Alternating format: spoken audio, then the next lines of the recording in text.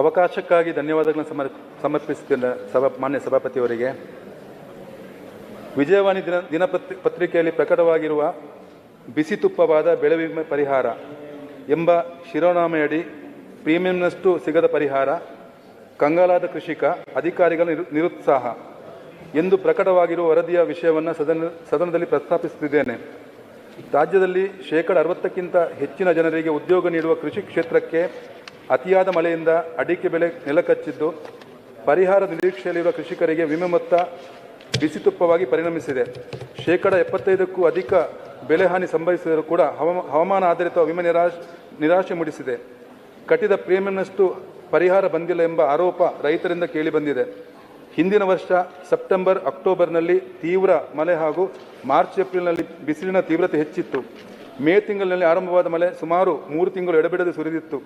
ಇದರಿಂದ 75%ಕ್ಕೂ ಅಧಿಕ ಬೆಳೆ ಹಾನಿಯಾಗಿದೆ ಎಂದು ಅಧಿಕಾರಿಗಳು ಹೇಳಿದ್ದು, ಆದರೂ ಕೂಡ ಪರಿಹಾರ ಮೊತ್ತ ಕಡಿಮೆಯಾಗಿ ಬರಲು ಕಾರಣವೇನು ಎಂಬ ಪ್ರಶ್ನೆಗೆ ಅಧಿಕಾರಿಗಳ ಬಳಿ ಉತ್ತರವಿಲ್ಲದಾಗಿದೆ.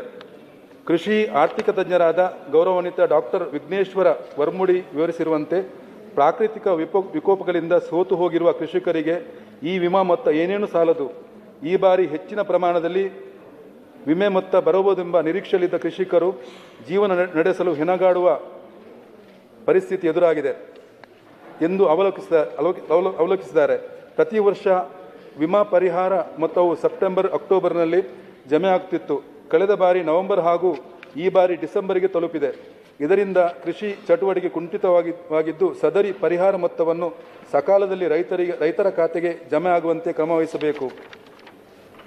ಈಗ ನೀಡಿರುವ ಪರಿಹಾರ ಮೊತ್ತವು ಪೂರ್ಣ ಪ್ರಮಾಣದ ಪರಿಹಾರ ಮೊತ್ತವೇ ಅಥವಾ ಮಧ್ಯಂತರ ಪರಿಹಾರ ರೀತಿಯಲ್ಲಿ ನೀಡಿರುವ ಪರಿಹಾರವೇ ಎಂಬುದನ್ನು ಕೂಡ ಸರ್ಕಾರ ಸ್ಪಷ್ಟಪಡಿಸಬೇಕಾಗಿದೆ. ರಾಜ್ಯದಲ್ಲಿ ಅಂದಾಜು 6 ಲಕ್ಷ ಹೆಕ್ಟೇರ್ ಪ್ರದೇಶದಲ್ಲಿ ತೆಂಗು ಬೆಳೆಯುತ್ತಿದ್ದು, ತೆಂಗು ಬೆಳೆಗೆ ಕೊಳೆ ರೋಗ ಹೆಚ್ಚಾಗಿ ಬಾಧಿಸುತ್ತಿದ್ದು, ರೈತರಿಗೆ ಹೆಚ್ಚಿನ ನಷ್ಟ ಉಂಟು ಮಾಡುತ್ತಿದೆ. ಆದ್ದರಿಂದ ತೆಂಗು ಬೆಳೆಯನ್ನು ಕೂಡ ಬೆಳೆ ವಿಮೆ ವ್ಯಾಪ್ತಿಗೆ ಸೇರಿಸಬೇಕೆಂದು ಆಗ್ರಹಿಸುತ್ತೇನೆ. ಗ್ರಾಮಗಳಲ್ಲಿರುವ ಮಳೆ ಮಾಪಕ ಹಾಗೂ ಹವಾಮಾನ ದಾಖಲು ಯಂತ್ರಗಳು ಸುಸ್ಥಿತಿಯಲ್ಲಿ ಇಲ್ಲದಿರುವುದರಿಂದ ಹವಾಮಾನ ಆಧಾರಿತ ಬೆಳೆ ವಿಮೆ ಕೃಷಿಕರಿಗೆ ಸರಿಯಾಗಿ ಲಭಿಸಿಲ್ಲ. ಇದನ್ನು ತಕ್ಷಣ ದುರಸ್ತಿಗೊಳಿಸುವ ಜೊತೆಗೆ ಸರಿಯಾಗಿ ನಿರ್ವಹಣೆ ಮಾಡಬೇಕು ಮತ್ತು ಕೃಷಿಕರಿಗೆ ಆಗಿರುವ ನಷ್ಟಕ್ಕೆ ಖಾಸಗಿಯವರಿಂದ ಅಥವಾ ಕೃಷಿಕರಿಂದ ಮಳೆ ಪ್ರಮಾಣ ಪಡೆದುಕೊಂಡು ಅಗತ್ಯ ಪರಿಹಾರ ಒದಗಿಸಬೇಕೆಂದು ಬೇಡಿಕೆ ರೈತರಿಂದ ಬರುತ್ತಿದೆ.